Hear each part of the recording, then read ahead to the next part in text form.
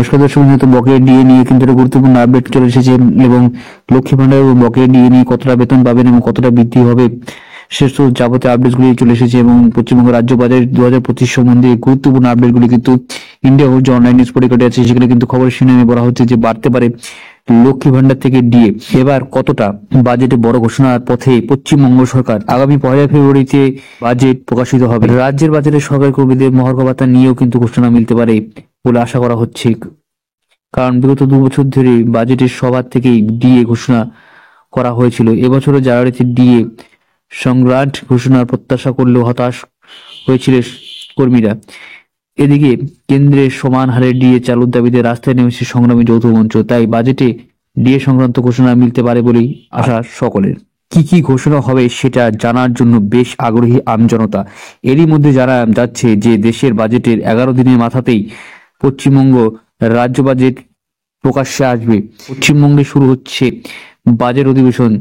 যেমনটা জানা যাচ্ছে যে ফেব্রুয়ারি মাসের 10 তারিখের মধ্যে বিধানসভায় বাজেট অধিবেশন চালু হবে। 12 তারিখের মধ্যে রাজ্য বাজেটে পেশ করবেন অর্থমন্ত্রী চন্দ্রিমা ভট্টাচার্য। তাই সামনে 2026 বিধানসভা ভোটকে মাথায় রেখেই রাজ্য বাজেটের আগেই ফের লক্ষ্মী ভান্ডারের ভাতা পরিমাণ বাড়ানো হতে পারে বলে মনে করা হচ্ছে, যদিও বাস্তবে সেটা আগামী দিনে জানতে পারা যাবে। তো আশা করা যাচ্ছে আজকে ভিডিও ভালো লাগছে, ভিডিওতে লাইক করে শেয়ার করে চ্যানেল সাবস্ক্রাইব করে পাশে বেলটা অবশ্যই প্রেস করুন। জয় হিন্দ, বন্দে মাতরম। ধন্যবাদ ভিডিওটি দেখার জন্য।